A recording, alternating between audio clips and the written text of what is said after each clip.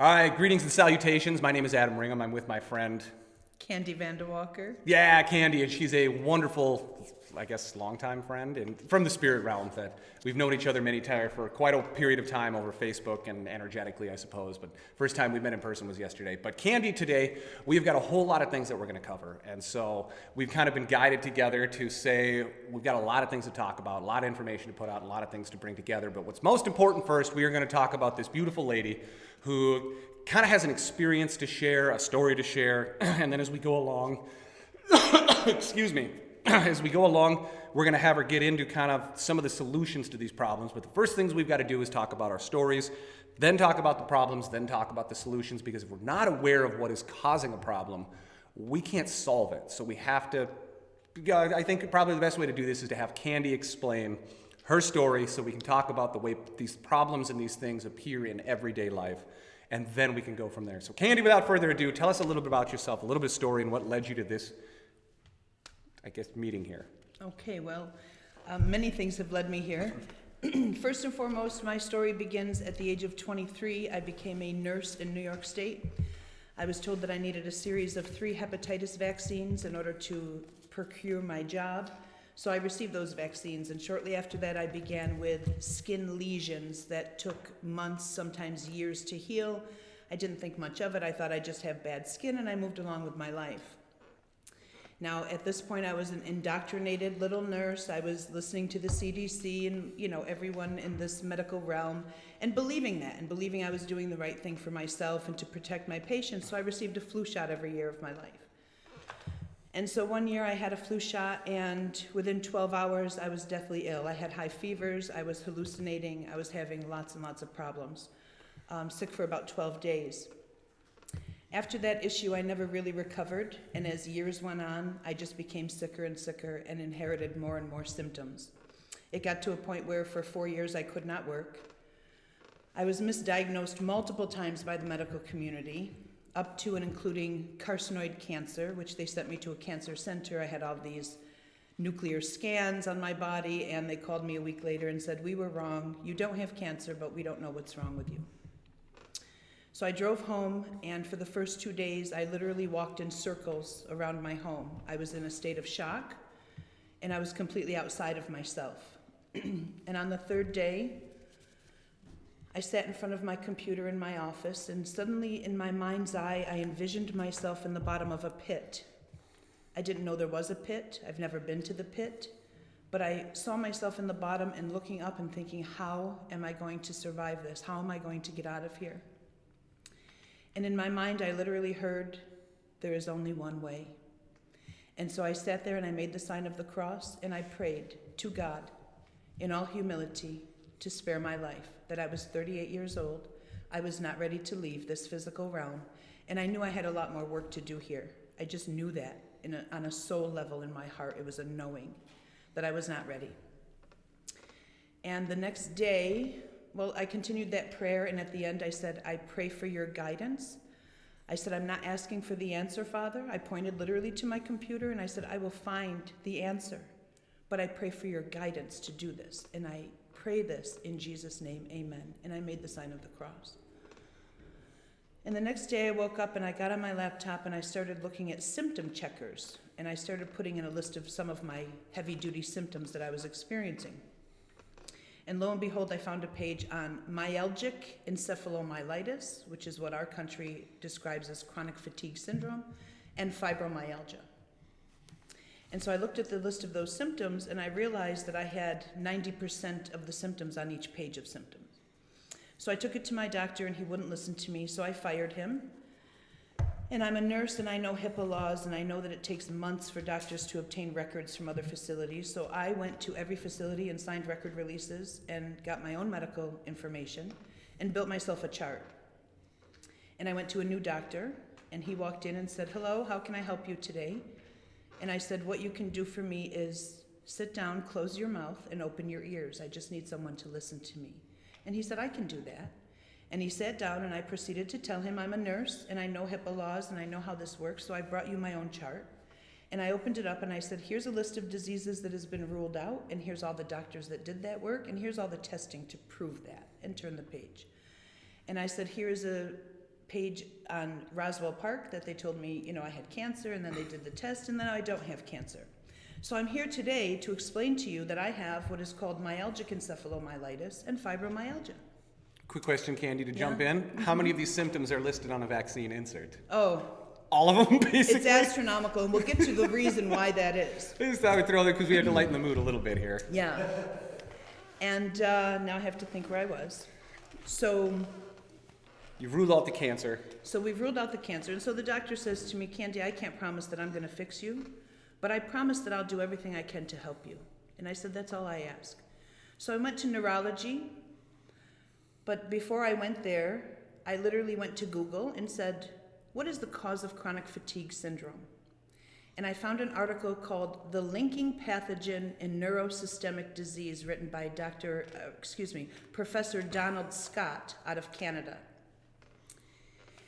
He describes many things in this article, but he does speak about manipulated forms of mycoplasma created by Merck Pharmaceuticals in 1952. They did what they call recombinant DNA technology and created artificially pathogenic forms of natural mycoplasma that is found on the earth. So this mycoplasma can enter your body. It does enter your body. And the way they do that is the initial experimentation was that they bred millions of mosquitoes in Canada. They infected them with this mycoplasma, and they released millions of mycoplasma-infected mosquitoes from planes in the middle of the night while people slept in Punta Gorda, Florida in 1952. And so within weeks, there was hundreds of people in this city diagnosed with chronic fatigue syndrome from being bitten by these infected mosquitoes. So this is bioweapons that the United States government is testing on the American people. And you can drive yourself crazy and try to think of lawsuits and calling lawyers, but they already have laws in place that they can do this without your knowledge or your consent. So they've already covered their bases. So it's not about that. Now it's about fixing the problem. And to interject too, Merck, the people that were tasked with weaponizing these pathogens, are also the largest manufacturer of vaccine worldwide. Gigantic measles scare, they are also the ones that hold monopoly on the MMR and the MMR2 vaccine.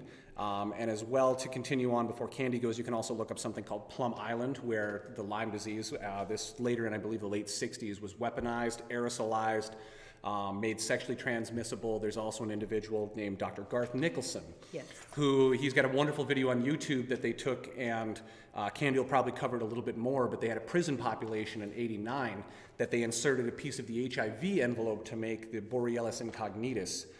So that way it wouldn't show up on Western dye blot tests and all this, and in their infinite wisdom, they infected all of the prison population with it. Well, it then spread to all the workers, and then the workers brought it home to their family, and then they spread it everywhere. So because It's now airborne, insect vector-borne, sexually transmittable, kissing, Correct. all of these other things. So just to give us a little bit of more side information in case you want to go down those rabbit holes, Plum Island is a neat one to look into. That's very well documented. It's like 50 years old now, almost 50 years old, 40 years old. So please continue on with the story if you would. So we get back to the mycoplasma. So when you get bit by this vector, this mosquito, that mycoplasma can lay dormant in your body 10, 20, 30, 40 years. You don't even know it's there.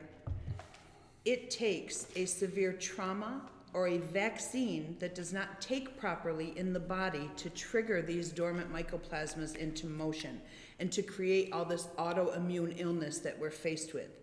So oftentimes people say, well, vaccines cause autoimmune issues. They do, but they don't do it in a direct way. They do it in an indirect way because they are triggering the mycoplasma to go into motion and cause this autoimmune. There's a wonderful website called Raintree, and if you look up Raintree and the word mycoplasma, there is an article about stealth pathogens, and if you open that page, there is a complete chart on each mycoplasma and each symptom or disease that it causes in the body.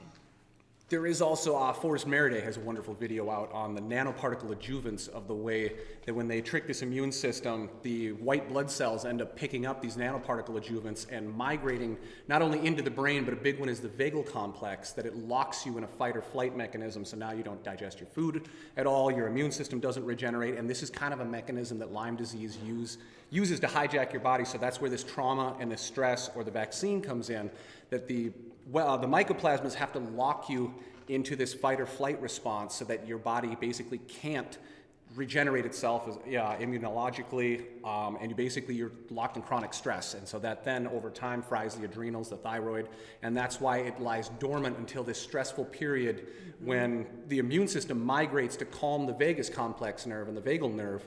They call it the whole dorsal vagal complex. Stephen Porges has a wonderful YouTube video on Polyvagal Theory, and so that's one of the things that happens as well is these metals will migrate there, and then the Lyme disease will lay down biofilms with the heavy metals to lock this vagus response on. So sorry to interject it, but thought we'd throw a little bit of those things in. There you go. This kind of explains why we need this traumatic or this stressful event or the vaccine with these nanoparticle and these adjuvants to go in and migrate to that stress complex to lock it on, which then sets the Lyme in full-blown motion because your immune system is now disabled at this point. Right.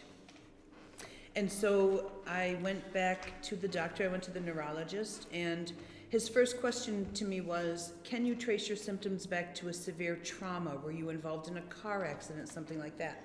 So by the time I got to this neurologist, I already learned that it takes a trauma or a vaccine that doesn't take properly to trigger it. So I said to him, no, I was not in a trauma. However, I can trace my symptoms back directly to a flu shot that I had that didn't take properly in my body and made me very, very sick for 12 days.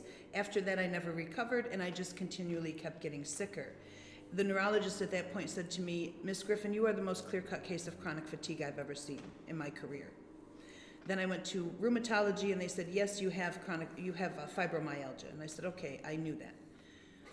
So I went on at a certain point. So I went online and I asked for help. I told people, I have chronic fatigue and fibro, and if anyone could help me, I would appreciate that. And so the next day I check there, and here's this complete stranger telling me, find this form of acupressure and go. It is the only thing that will save your life. And I really had no idea what she was talking about, but by this point, the medical community had basically given up on me. They don't know what's wrong with me. They thought it was this. They thought it was 12 other things, and it's not, and they don't know where to go from here. So I'm kind of a nurse, kind of put out on the street by the medical community because they're at their wits' end and they just don't know what's wrong with me. Rule number 1, first admit no harm from the medical community. Yeah, correct. It's no longer do no harm, it's admit no harm. Right. And so I went into Google again and I put this name that she gave me and I looked for help.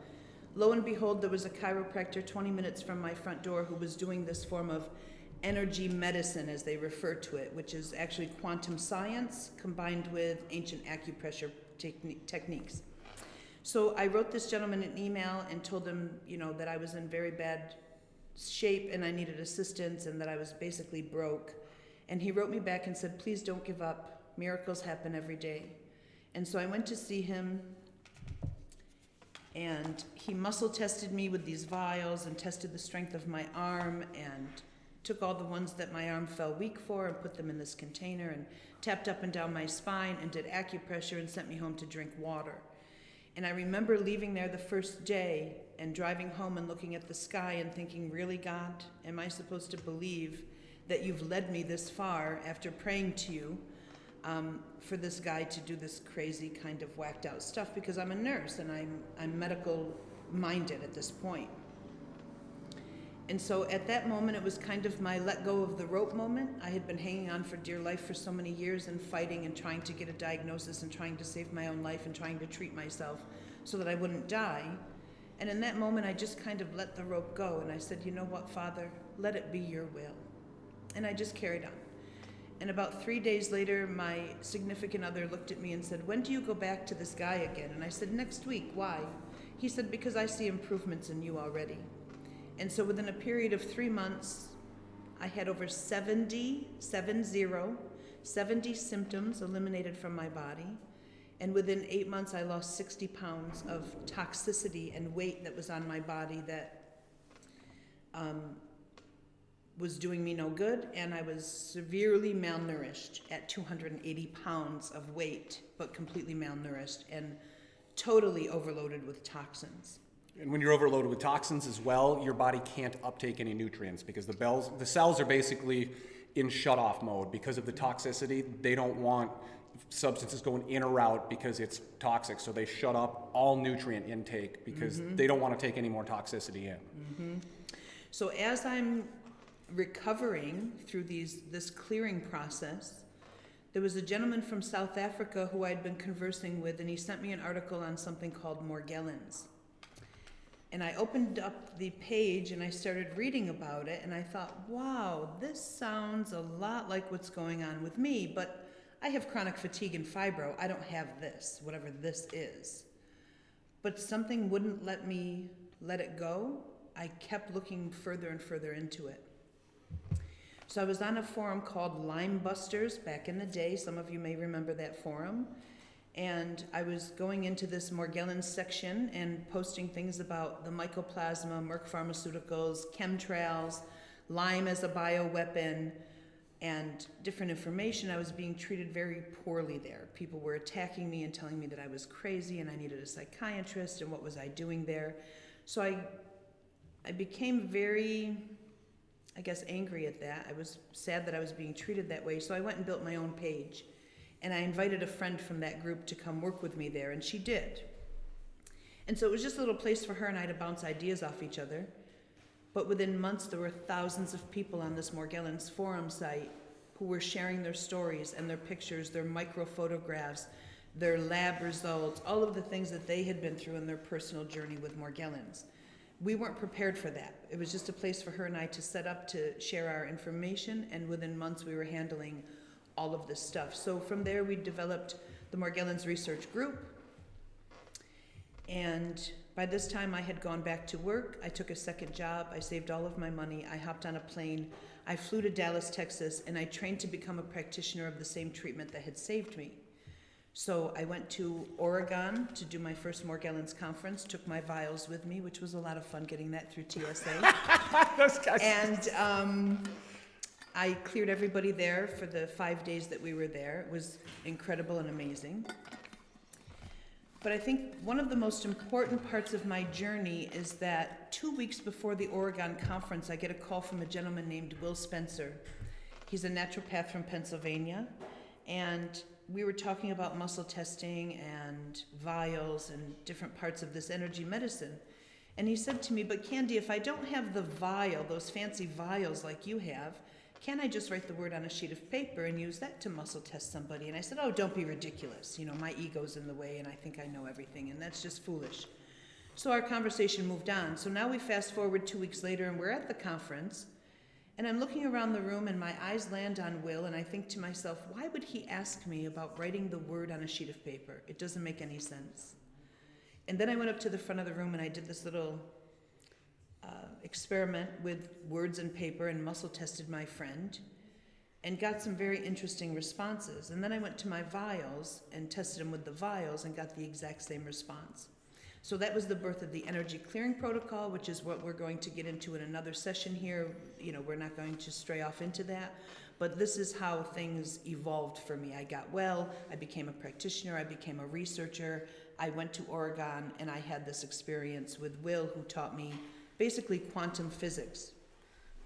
So in my mind, it was the first time that science and spirituality got to meld together, because I realized in a moment that God literally created the universe based in electromagnetic frequencies.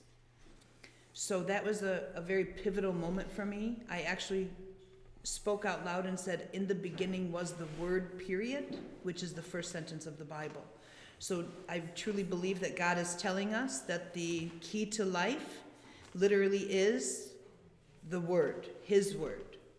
He said, let there be light, and then there was light. The frequency for light exists within the word light. And so, like I say, that's another part of the energy clearing protocol information that we'll get into later. Before we go too far, just in case anyone's wondering, Kandy, are you going to charge anything for this at any point? I do not charge anything for the clearing protocol. Okay, so this is completely free, just in case there's any skeptics out there that think Kandy's here to sell something, or the only thing she's selling you is an idea, and you can do what you want with that idea. But she doesn't, during the course of this, she's not going to charge anything for any of the stuff that's coming up. So any of the skeptics that are out there, Kandy's not doing this for any form of money to charge anything. This is literally just information being given because it's what she feels she wants to do. It's because of what I have to do. This has to be done. Humanity is in a terrible, terrible state of affairs. People are very sick, and they're sick on many levels, physically, mentally, emotionally, spiritually sick. So if something isn't done and we don't detoxify ourselves and desensitize ourselves to the things that we're being bombarded with, and for our foods and vitamins and minerals and the things we need to sustain ourselves, our body isn't recognizing that information, and we're not getting any benefit out of the things that we're consuming. So that's a whole nother story. Yeah. So to go back to after the conference, you wrote the words on and muscle tested with the words, and words are still an idea. It's holding a tomato is still basically the equivalent of holding an idea. Its frequency exists, whether in thought, in word, in colors, pictures. They're all kind of the same thing. So anyway, you wrote it on the paper, you muscle tested, and you were talking with William, was his name correct? Or you Will. looked at him? Yep, Will. Will, and you just had this weird aha moment. Well, this is what happens. I tell people, God did not come to me and stand in my room and say, Kandy, you're going to invent this protocol. Instead of using those fancy vials, you're merely going to use my word. It didn't happen like that. It happened with him putting Will Spencer in my life to say, can I just write the word on a sheet of paper? And here's me in the realm that I know, my world. That question has no foundation. It has no basis. It makes no sense. It doesn't matter what you would write on a sheet of paper in my mind. And then I thought, what does he know that I don't? He knows something that I don't know in order to ask me that question. And he was talking and I didn't want to interrupt him, so I went up and did my own little experiment with the sheet of paper. And then it matched with the vials. And then I said, in the beginning was the word. He's literally telling us the key to life exists within my word. So you have the quantum information. Let's take iron, for example. The information for iron, for the body. How much do I hold? How much do I store? What do I use it for? Where do I put it? All of that information, quantum information, exists within the frequency. The frequency exists within the word. So I correlate it to Russian stacking dolls. You have the information, which goes inside of the frequency, and that frequency and information envelope goes inside of the word envelope. So literally the word contains the frequency, contains the instructions for what the body is supposed to do with that item that is going into the body. On the body, around the body, skin. Your skin is porous. Anything you put on your skin is going to be absorbed. I'm not just talking about internal. I'm talking about anything that you use. So it's just a matter of missing frequencies. The frequencies go missing, and then we put them back in. So again, we'll get back to that another time. I'll fast forward to 2014 when I did another Morgellons conference in Phoenix, Arizona. And we were 8 minutes into a presentation on Sunday morning, and suddenly people in the audience started yelling and calling out, and somebody flipped on the light, and I said, what's going on? And they said, oh, she's having a seizure. Hurry, come help. So I ran over, and one of the attendees for the conference was having a grand mal seizure on the floor. And so I started doing the clearing protocol on her, which I've done before for seizure, and it works and the seizure stops, but this one didn't stop. And literally I took a split second and turned and looked at her face. And what I saw looking back at me through her face, first of all, her eyes were fixed in the middle of a grand mal seizure. And any nurse and medical professional knows that eyes roll in the back of the head during a seizure. These eyes were fixed. Her face was extremely contorted. She was growling like a hellhound, foaming at the mouth, and her body literally was slamming off the floor. I did not believe that demons were literal. I believe that we battle them internally in our mind, and we have free will, and we make good decisions or bad decisions, and that's how we exist. In a split second, I saw the most heinous and unholy creature staring right back at my face, and I recognized it as unholy. In that moment, I literally cried out, "Oh my God, what do I do?" I literally did not know what to do. I was in shock. And before I knew it, I was laying next to her and put my hand on her heart and my other hand on the top of her head, and I started screaming, I cast you out in the name of God. You shall go back from whence you came, never to return here again. I cast you out in the name of Jesus Christ. And the split second I said the word Christ, she stopped seizing immediately. And 13 people standing around her will tell you that her skin tone lightened 10 shades in 5 seconds as she lay on the floor. She was being attacked by a spiritual being at this conference. I cried out to God. I was in shock. I literally had no idea what I was doing. I was trying to come to the realization that demons are real in this few split seconds and trying to acclimate to that information. And when it was over, my friend Kimberly came to me and said, Kandy, I just witnessed the Holy Spirit work through you to cast that thing from Lisa. Right before you did that, it looked at me and hissed like this. So she saw it too. She witnessed it. And everybody there witnessed it, whether they were cognizant of what was happening at the time or not. It was very quick. It was very fast. It was all just kind of jumbled. So I learned very quickly that demons do exist. I think at another session here, we'll get into more information on Harold Kautzvella and black goo and the meteors and information related to that with the archon consciousness, the demonic consciousness, and how it affects our physical realm. I think that's one of the places where people are very, very disconnected, is that we are human beings, and when things are out of our sight, they're out of sight, out of mind. Everybody knows that. So we don't really pay too much attention to the spiritual realm until we're in crisis. And then it's, oh God, please, I'm praying to you. God, please help me. Jesus, please help me. I need you. My angels, everybody come help me, protect me. I need you. Other than that, we're not focused on the negative. Not that we should be focused on it, but we should be aware of it. We're not aware of how this negative physical realm, and we're talking about literal demonic entities, literal evil that has been here since the beginning of time. This is nothing new under the sun.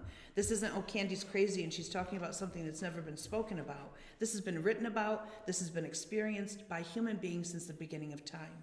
So we'll get into that in another session here about the demonic stuff. I'm just trying to give a timeline of my personal experiences and how I've gotten to this point that I'm here today.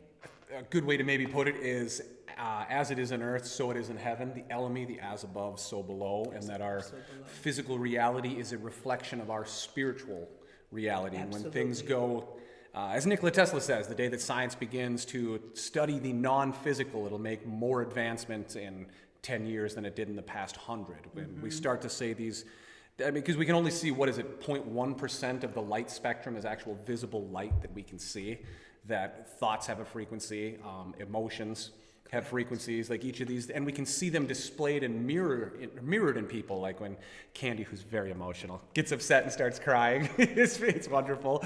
That's a reflection that we can see that way, but we can't, under normal circumstances, see the actual light frequency of that emotion, or even of these, well, you can call them entities or demons or thought patterns or programs or whatever that we want to call them. And some people can see them. Some people have had experiences with them and they can see them. Not everybody can see them. And this is the issue. This is how they get away with what they do. I mean, Chris and I were talking this morning. The greatest trick the devil ever played was convincing people he didn't exist. And so people go around life and they don't recognize that they have this attachment. And they don't understand why they're behaving differently or why they're doing terrible things when they don't really want to do them. Their behavior is being steered by something else other than themselves. And I personally experienced this, so that I know this is actually what happens, because I've been there, done that. It sounds very much like myself when I was an alcoholic, and then the day that I quit drinking, it felt like there was a spike-covered railroad tie being, like a cactus being pulled out of my head that all of a sudden just went pop, and I just got up and dumped out the drink that I was halfway through my second drink. Just got up and dumped it out, didn't drink again for, like an idiot, 6 months. And then 6 months later, it's like, well, I haven't drank in a while, and I realized it was a really bad idea, and that whole thought process all came back. But yeah, we can be influenced in many, many, many different ways that if you're not paying attention, if you're not aware of it, they can hijack your thoughts, which then become your actions. They become your word. Thoughts become words. Words become Absolutely. actions. Actions become, behaviors and patterns and habits. Mm-hmm. Absolutely. And so, just to recap, the Oregon experience was the energy clearing protocol, learning the frequency lives in the word. Then I did the Arizona conference, which was the experience with the demonic entity. And then I fast forward to 2017 when I did a conference in New York. And about a month before I put on that conference, I was contacted by a German physicist named Harold Kautzweiler. You may have heard of him. He's brilliant too. God, I love listening to his stuff. He's amazing. And he wrote to me and said, Kandy, I've looked at your work and it seems that you have more of this put together than anybody I've ever stumbled across. And I was very humbled by that. And I wrote to him and said, it's because I was a sufferer. I am a survivor. I have become a self-inflicted researcher, if you will. I wanted to know what was wrong with me. I wanted to know what made me sick, how I could fix it, and learn how to help myself. Because then from there I realized that I could move on to help other people.